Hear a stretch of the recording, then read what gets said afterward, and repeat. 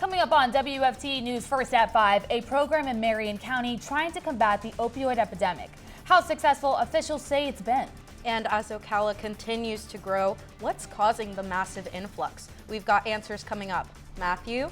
Soaking rains and possible flash flooding this weekend. I will track the storms coming up. First at 5 starts now. First at 5 from the University of Florida's College of Journalism and Communications. You're watching WUFT News. The Florida Highway Patrol is investigating a deadly crash involving a stolen patrol car in Marion County. I'm Bianca Smith. And I'm Loren Miranda. Thanks for joining us. WUFT's Kennedy Chambers is live in the studio. Kennedy, the sheriff was visibly frustrated today. Sheriff Billy Woods addressed Thursday's tragedy earlier this afternoon and stood by the responding deputies' actions. 3 people died, including the suspect, after he says the suspect, Kendra Boone, stole his deputies' patrol car and led them on a high-speed chase. It all started when MCSO responded to a report of a theft call at Plaza on Highway 40 in Silver Springs. Investigators said Boone tried to take the keys from an elderly woman. When the deputy arrived, they say she hopped into his patrol car and took off. Other deputies started to chase Boone on Highway 40 when she abruptly made a U-turn near Highway 19. Several moments later, she lost control of the car and crashed into a pickup truck, killing 2 others, herself, and critically injuring another. In today's news conference, Sheriff Woods expressed his concern with these types of calls. In 34 years, the one thing that I have learned, when we respond to calls, you never know what you're going to get. Because sometimes the reporting person is actually the suspect in the incident. Sheriff Woods says that Boone was a repeat offender who's faced more than a dozen felony charges over the years. The Florida Highway Patrol is the lead investigator in the crash and will be releasing more details at a later date. Live in the studio, Kennedy Chambers, WUFT News. Expect thunderstorms for part of the weekend. UF forecaster Matthew Clark is timing out the storms in your weather forecast. Yeah, but right now, if you look at our campus cam, there's really not much going on. Perfect clear skies on our Friday evening, and it really is setting up for a picture-perfect Friday night. Beautiful sunset on our way. Now, taking a look at our live temperatures right now, 70 Gainesville, 71 Jacksonville. For the most part, we're in the lower 70s and in the upper 60s. Very nice, cool Friday evening. As we head into our Friday evening planner, we can see those temperatures drop into the 40s. Patchy late night fog is possible, 46 around 1 o'clock in the afternoon, 1 in the morning. But as we head into the early morning hours, we can start to warm up, as we can see, 41 right now as we head into Saturday morning. Sunday, however, that's when the rain's going to come. 90% chance as we head into our Sunday afternoon. It's not going to look as a very good Sunday day.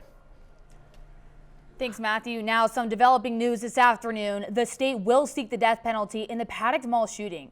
Albert Schell Jr. was indicted by a grand jury last week and is already facing first-degree murder charges. The state says that given the severity and the impact of the shooting, they intend to seek the death penalty. During a traffic stop in Dixie County, the Sheriff's Office Narcotics Unit seized almost 10 pounds of meth. Stephen Godbolt was arrested and charged with trafficking meth.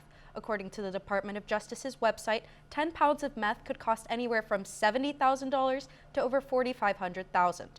Sheriff Butler and the Dixie County Sheriff's Office say they will continue to take a strong stand against drugs and other illegal activity in their community. The CDC reports close to 200 deaths a day due to opioid abuse, and residents of Ocala say their city significantly contributes to the statistic. WUFT's Teitel is live in studio to show us how many locals are affected and how they are being helped.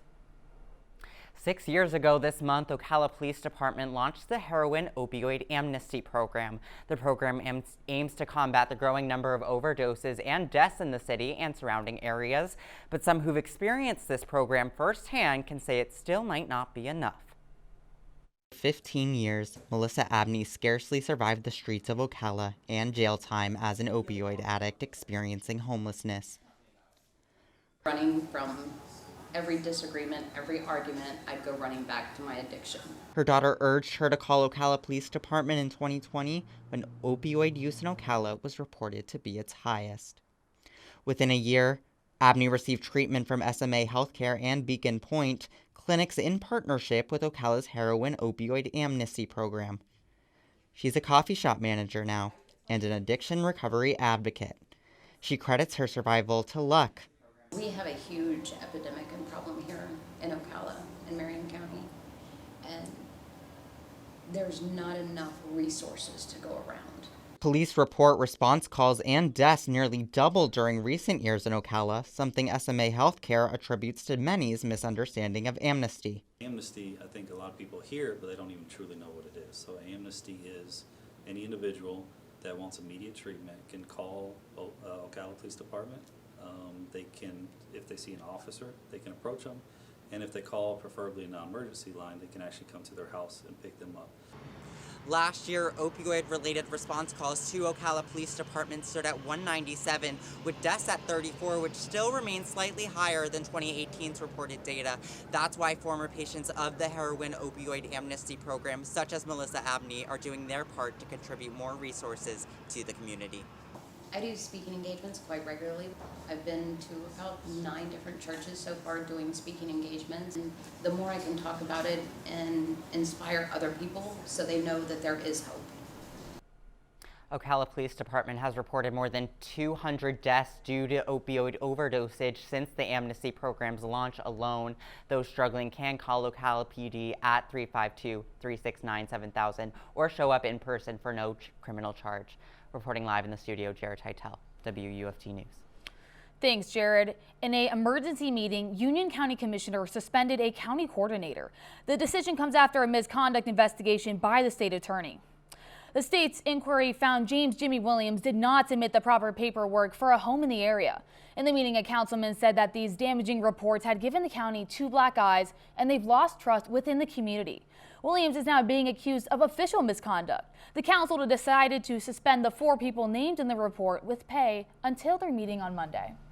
The Alachua County Sheriff's Office is among the law enforcement agencies sending their condolences to the Florida Highway Patrol today. An FHP trooper died in South Florida this morning while chasing a suspect.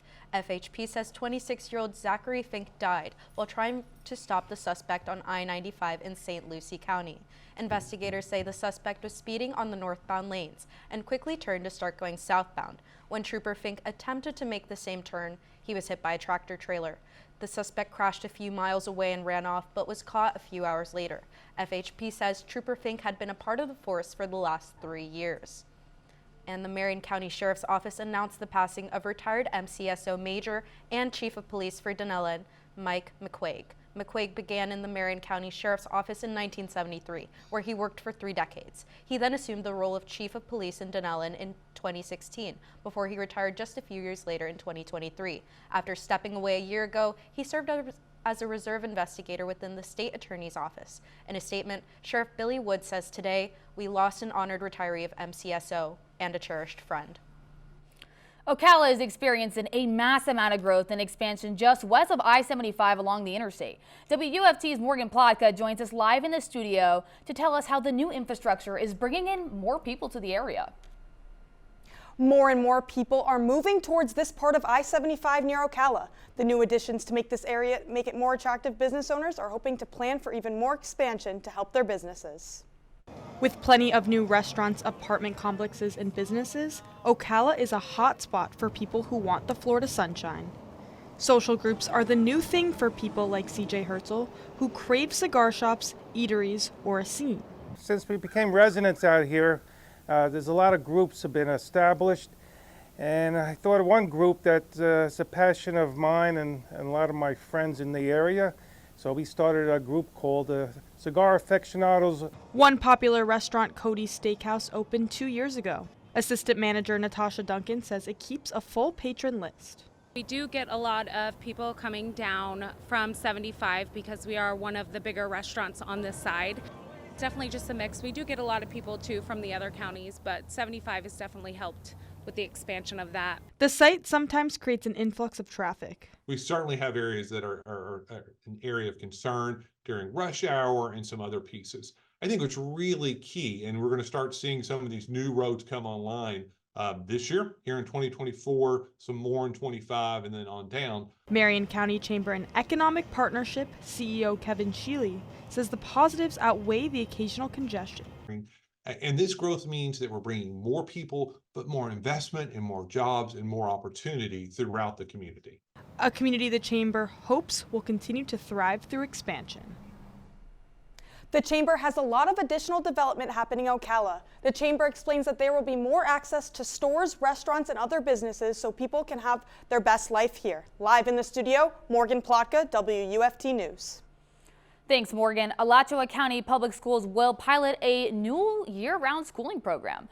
Starting in July, Metcalf Elementary and Rawlings Elementary will have a year-round school calendar. The program will run through 2028 to 2029 school year. Alachua County is one of 3 school districts in the state selected for the pilot program. Marion County will also participate along with PK Young. Students will have the typical 180 days in a school year with a shorter summer break, having classes start in July. In a statement, Alachua County Superintendent Shane Andrews says, quote, "As a former teacher and principal, I saw so many students who lost a lot of ground academically over the summer. I'm excited about the great potential for this program and to provide the students at Metcalf and Rawlings with the consistent support they need to keep learning throughout the year." Coming up when First at 5 returns, a deadly plane crash in a Clearwater mobile home community. The new video of the immediate aftermath and what the FAA is saying happened. All that and more when we return.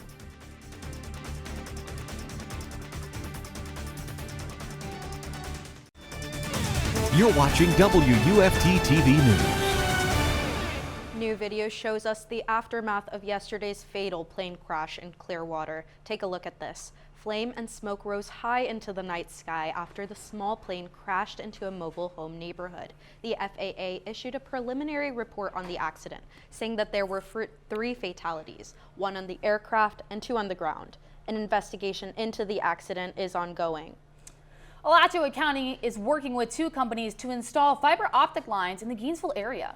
Campus Communications and IQ Fibers are installing 300 miles of fiber optics. Fiber optic lines are small pieces of glass or plastic banded together into a cable and placed underground. They're capable of carrying many data streams at the same time and offer the fastest, most reliable connections available. The town of Micanopy is set to host its 3rd annual chili cook-off. The event will take place tomorrow starting at 11 a.m. You can come as a spectator and help judge, or get in on the fun and bring your best pot of chili. The cook pot is happening at Micanopy Ballpark on Northwest 3rd Street. To register, just text 561-568-3058. And if you do miss out on the festivities, don't worry. WUFT photojournalists will be at the cook-off, and you can see all the delicious action on our website, WUFT.org. Matthew? Yeah, strong storms are expected on our Sunday. Possible severe storms South Florida. As we come up, we'll see that we start this weekend nice and dry. However, as we get into our Sunday, it really starts to get wet, and those strong storms are possible. You're watching WUFT-TV News. Really beautiful end to our Friday evening here. Right now, looking out at McIntosh, current temperature 68, not a cloud in sight, really setting us up for the picture-perfect sunset on this Friday evening. Now today is Groundhog Day, and our furry friend from the north finally came out of his burrow. And did we see a shadow or not? We didn't see a shadow, which means he's predicting an early spring. And looking at our highs today, you can see that it felt like spring. You walk outside, you didn't need a jacket. 70 is our highs in Gainesville and Ocala, 71 in Jacksonville. And for the most part, we are in the upper 60s across greater part of North Florida. However, as we head into our Saturday morning, it gets cold again, and you're going to need to bring out that winter jacket. 41 Gainesville, 42 in Ocala, 45 in Jacksonville. We are going to start to heat up as we head into next week, but we'll head into that. Looking at our Saturday planner, though, when you wake up, you will need that jacket. And as we head into the afternoon hours, we get back into the 70s, and it's a picture-perfect sunny day out. Now, it is not going to be a picture-perfect sunny day out on Sunday. Flash flood risk just north of Ocala, Gainesville, Madison, Mayo, all parts of effects on this marginal risk of flash flooding. Now, as you see, we do have this high-pressure system sitting right off the coast of the Gulf. It is bringing in that cool air, cool, dry air, and it's keeping us nice and sunny. Now, as we head into the weekend, though, we do have this low pressure system that is going to start to bring in some precipitation and rain Saturday night in parts of the Panhandle. As we head into our Sunday morning hours, though, that huge squall line of strong thunderstorms are going to start to impact parts of Florida and Gainesville, more specifically, all across the entire state. Do get a couple of residual thunderstorms as we head into Sunday evening and possibly into Monday. Now, looking at our rainfall totals, getting an inch in St. Augustine, inch and a quarter up in Jacksonville. For the most part, you can expect to see at least a half an inch up in most parts of Florida. Only a quarter of an inch in Tavares, but for the most part, we're all going to experience some rain on our Sunday day and Sunday evening. Looking at our 7-day, 100% chance of rain on Sunday. That's when our storm is going to start to come through. And we do have those residual showers possible on Monday. As we do head into the later parts of the week, though, we can see that cold temperature start to come back. And Puxatawny Phil is right. Spring does start to come back, and it is a little bit early. 70s as we head into the later part of next week, and lows in the upper 40s. Coming up, Todd Golden's thoughts before Gators men's basketball big game against Texas A&M. Also, Gators gymnastics looks to stay undefeated on the road as they head to Georgia. That and more when we return with sports.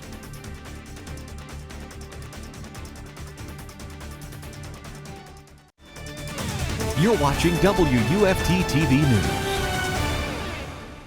Happy Friday. Let's talk some sports. I'm Jamie Goldman. Gators gymnastics has another top 25 matchup on their hands as they head to Athens tonight for a meet with the Georgia Gym Dogs. The 8th-ranked Gators will look to get back in the win column after dropping their last meet against number 6 Alabama. Both Florida and Georgia are teams that rely heavily on their youth. Georgia's 46% and Florida's 35% of competitive routine performed by freshmen lead the SEC. The meet is scheduled to begin at 7. Gator Nation is still riding high after men's basketball big win over number 10 Kentucky Wednesday. Florida will have another big road test tomorrow as they face Texas A&M. Although Florida has won 4 games in a row, head coach Todd Golden is making sure his team isn't getting overconfident. All day yesterday, all day today, and all day tomorrow in our prep, a big part of the conversation will be handling success and making sure that we don't allow ourselves to feel too good going into this game. The Gators and Aggies are set to tip off tomorrow at 4 from College Station. Late breaking news, Texas A&M could be without senior guard Tyrese Radford, who was arrested earlier today on charges on running a stop sign and fleeing the police. The university has not announced whether he'll be available for tomorrow's game. Switching gears to women's basketball now, who will also be on the road this weekend. They'll travel to Baton Rouge for a matchup with the 9th-ranked LSU Tigers. Florida will look to carry their momentum from their 12-point win over Texas A&M into this matchup and try to pull off the upset. The Gators and the Tigers are set to tip off Sunday at 2 from Baton Rouge. In high school boys hoops, PK Young was able to get a big win over Middleburg last night. Middleburg took a 1-point lead to end the first quarter, but the Blue Wave took full control of the game after that, outscoring the Broncos 20-5 in quarter 2. PK Young never looked back and celebrated their senior night with a 55-34 win over Middleburg. With district playoffs coming right around the corner, PK Young is getting hot at the right time, winners of 3 of their last 4. Taking a look ahead to tonight's slate of boys basketball, Gainesville High will head to Eastside to face the Rams. Buchholz will host Fleming Island, and Branford will hit the road for a matchup with Union County. One final note before we go, the Senior Bowl is tomorrow, and our very own Ricky Pearsall has impressed through the first few days of practices. Thanks, Jamie. Now, my personal friend, it's Groundhog Day, and Puxatawny Phil emerged from his winter slumber this morning in Pennsylvania. That's right, and after surveying the large crowd on hand, Phil did let it be known that he did not see his shadow. According to that lore, it means that we're in store for an early spring like Matthew told us earlier, and everyone was really excited to hear the news as the tradition reached its joyous conclusion.